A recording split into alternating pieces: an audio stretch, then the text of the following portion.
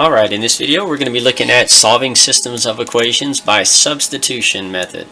Now, I will tell you that substitution is my least favorite method for solving systems, but it is something that you need to know, and it does have a place in mathematics. So let's go ahead and take a look at what that looks like. First of all, I have a question here. When solving systems of equations, what is the substitution method? Well, the method of solving by substitution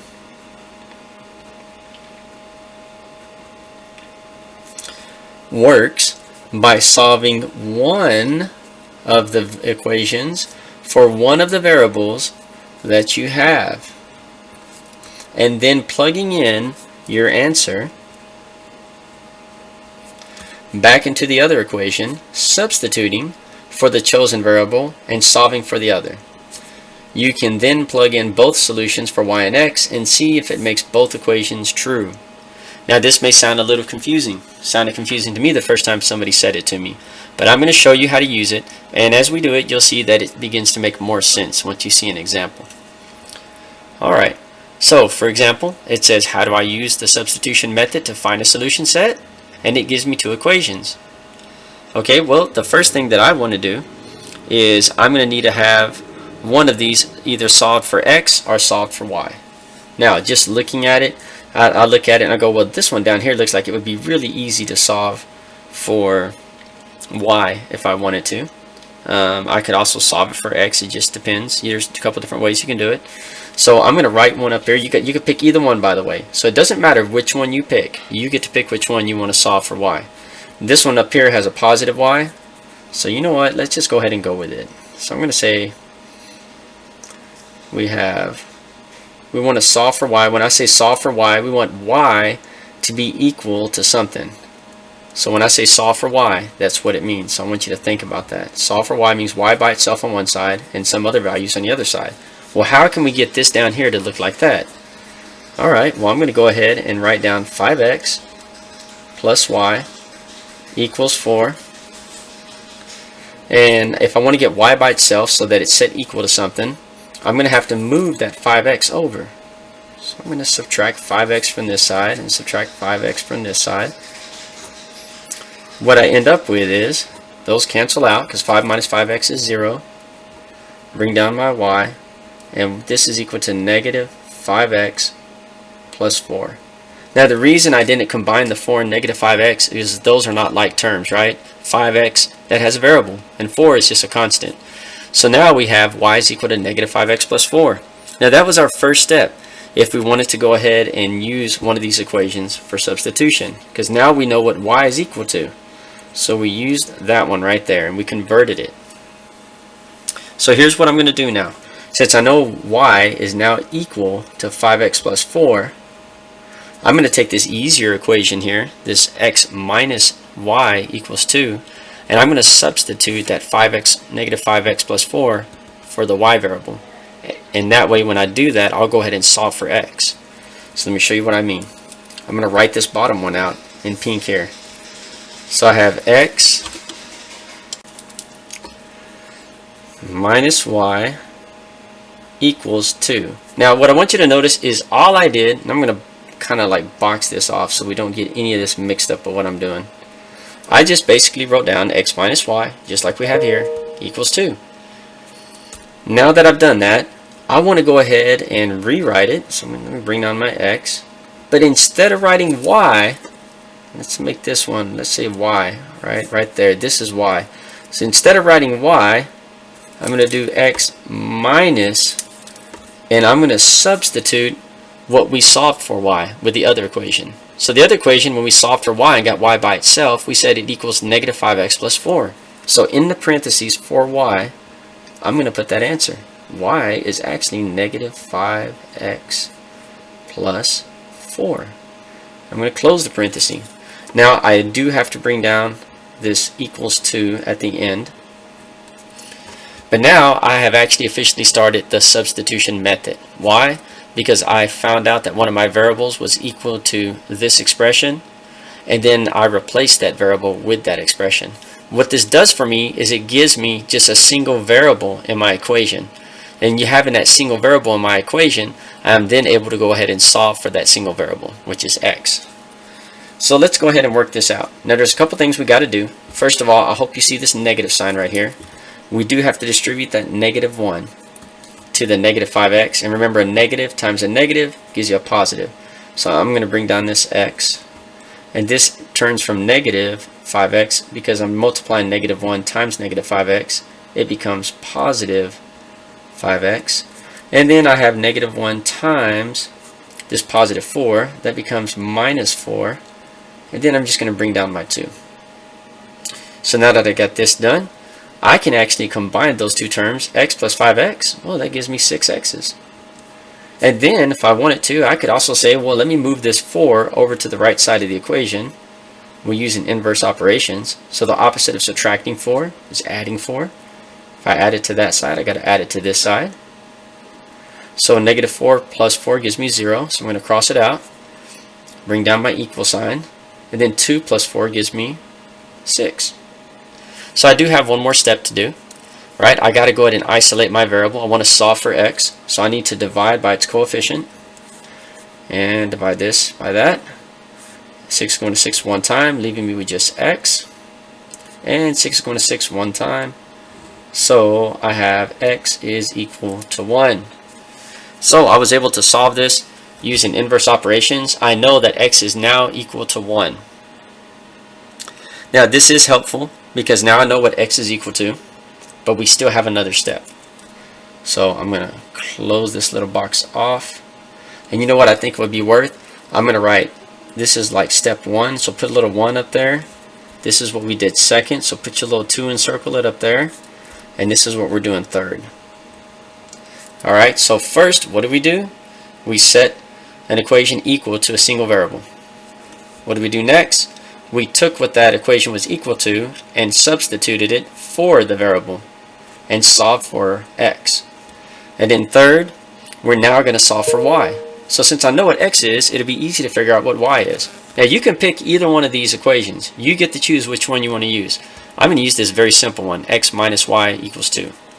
So I'm going to rewrite it, x minus y equals 2. Now we know that x is equal to 1. So for x, I'm going to write that. I'm going to put a 1 in place of x. And then we got minus y equals 2. All I did was bring down the minus y, and I brought down the 2.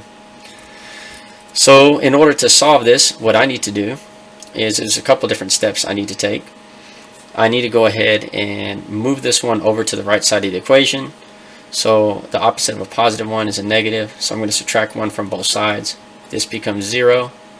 Subtract 1 from here, this becomes 1, but I'm left with a negative y. And remember, we can't have a negative answer, right? Our variable, in other words, and our final answer cannot be negative. Y needs to be positive. So in order to get rid of that negative sign in front of the y, I just got to divide by negative 1. And divide this side by negative 1. That cancels out my negative sign, and I'm left with y is equal to negative 1. So when this says, what is my solution set? Okay, well, my solution set is my x value is positive 1 and my y value is negative 1.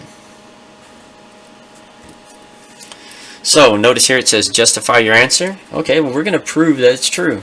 Now, of course, we could have, since we set this one to slope-intercept form, this first one, we could have graphed that in our calculator, right? And if we wanted to, we could have set this other one equal to y as well and graphed that one, and we could have looked at the point at which the graphs intersect each other. And if we found the point at which the graphs intersect each other, right, the point of intersection would have been this solution. So I know a lot of you are looking at it going, Mr. H, I would rather just convert both of these to slope-intercept form and graph them to get my answer, and that's perfectly fine. But I do want you to remember that there are going to be times in my classroom, and even when you get to college, that you're going to be asked to use the substitution method.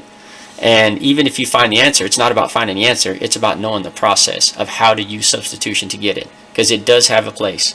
So keep that in mind. You need to know how to do this process. Now, we're going to justify our answers. We're going to make this kind of quick. You do not have to use the slope-intercept form in order to justify it. You can use the form that we have right here. For instance, on this first one, I'm going to use that first equation.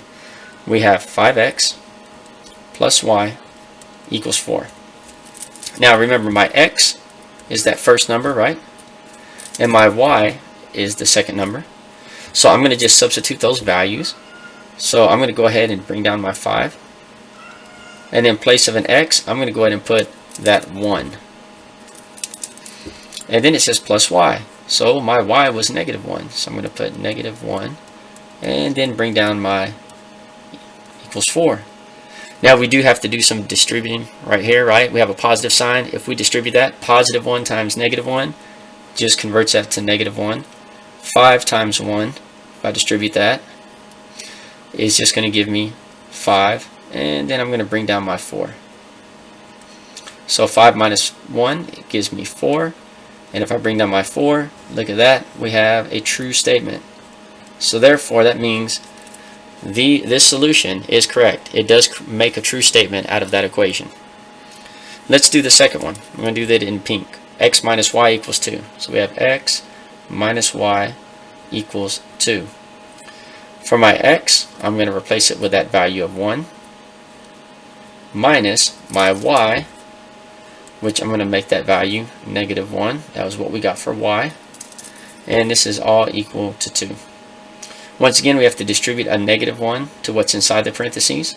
Negative times a negative gives you a positive. And this one, we just bring it down. We can drop the parentheses because in front of it would be a positive sign. And positive times a positive just keeps it positive. And we'll bring down our 2. And 1 plus 1 gives me 2. That's equal to 2. This is a true statement as well. So that tells me that I did it right. Now the reason I'm encouraging you to justify, with graphing it's really easy to find the solution. When you're using a substitution method, I have seen a lot of students make a mistake while using a substitution method. And they'll get an answer and they'll think it's right, but then when they justify it, one of these will turn out false. And if one of these statements turns out false, then you know you did something wrong and you need to go back and check your work again.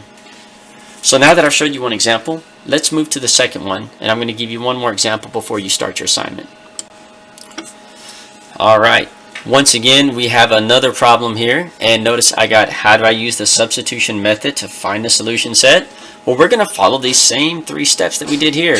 We're going to pick one to convert so that we can substitute its answer into an equation and solve for one variable, and then we'll take that answer and substitute it into another and solve for that variable. And then we'll have our solution set for x and y. So let's take a look at it. I'm going to move this up a little bit. So let's look. When I'm looking at this, you can pick either one of these to start out with. I think I'm going to start out with this top one right here. That's going to be my step 1. I'm going to go ahead and say, okay, we have x minus 4y equals negative 4. So I want to go ahead and this time I'm going to solve for x instead of y, because you can choose which one you solve for. So let's go ahead and solve for x. So the way I would do that is I'm going to go ahead and add 4y to both sides. And I end up with x is equal to, because this becomes 0, positive 4y minus 4. Now some of you may be looking at this as going, this is kind of odd, Mr. H, because you're solving for x. We don't normally see something that looks like that. Well, that's okay. We're just going to substitute what we have on this right side of the equation in place of x. So now let's go ahead and do that. So I'm going to go ahead and box this off. That was my step 1 of getting ready to do substitution. Alright, so now that we did that first step, and I notice this looks a little odd because we have x equals 4y minus 4, but that's okay, we can have that. We know what x is equal to. We use this first equation to do that. So now what we need to do is use the opposite equation, this second one, to substitute it in. So let's go ahead and substitute that real quick. So this is going to be our step 2 right here. And I'm going to rewrite this as 5x minus 4y equals 12. Now when we rewrite this, instead of the x, we're actually going to replace the x with what we solved for over here. So let me bring down my 5 real quick.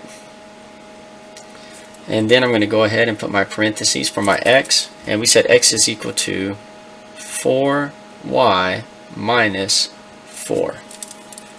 I'm going to close parenthesis and then minus 4y and set that equal to 12. So now that we got that, notice that there is some math that we have to do here. Notice we have this 5. We're going to have to distribute it. So let's go ahead and distribute that 5. So 5 times 4y is going to give me 20y. And 5 times negative 4 is going to give me negative 20. And then I'll bring down my 4y. And I'll bring down my 12. So at this point we notice that we have multiple y's. So we can actually combine those. So I'm going to take this 4y and combine it with the 20y. So 20y minus 4y leaves me with 16y's.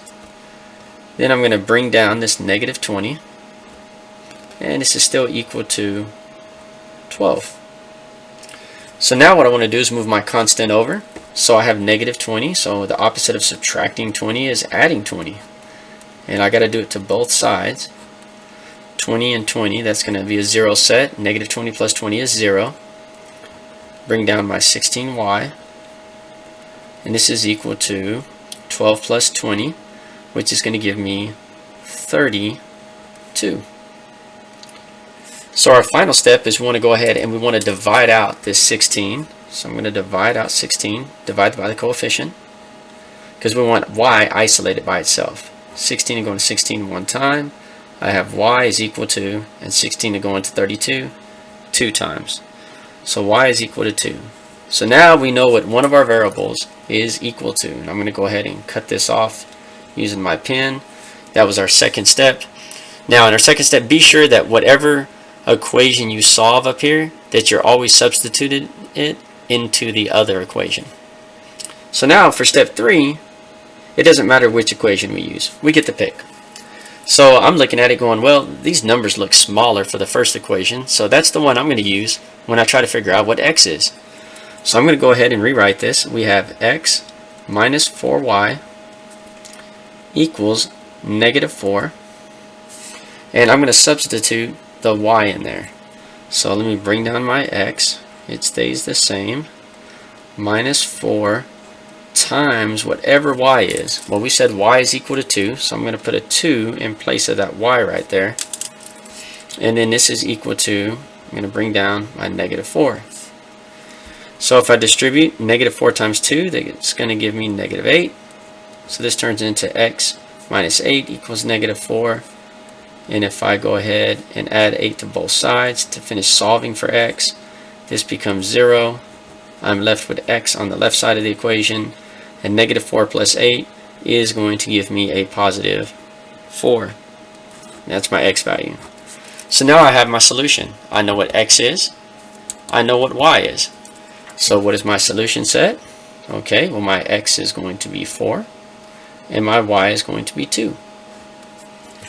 And keep in mind, right, this is my x value, and this is my y value.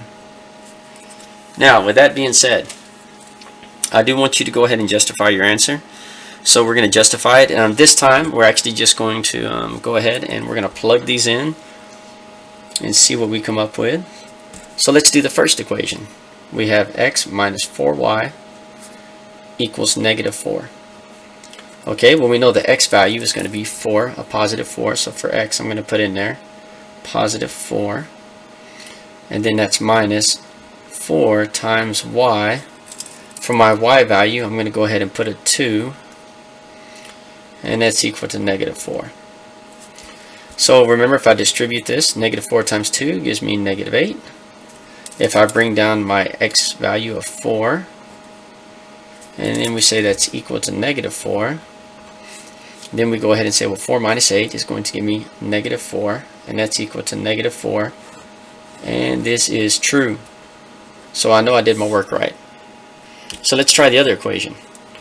So then we have 5x minus 4y equals 12.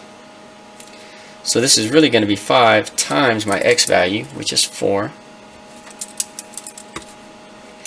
minus 4 times my y value, which is 2, and that should be equal to 12.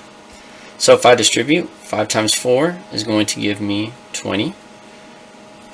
Negative 4 times 2 is going to give me negative 8. And I'm going to bring down my 12. 20 minus 8 gives me 12. That is equal to 12. So therefore this is true. So I know that I did the work right.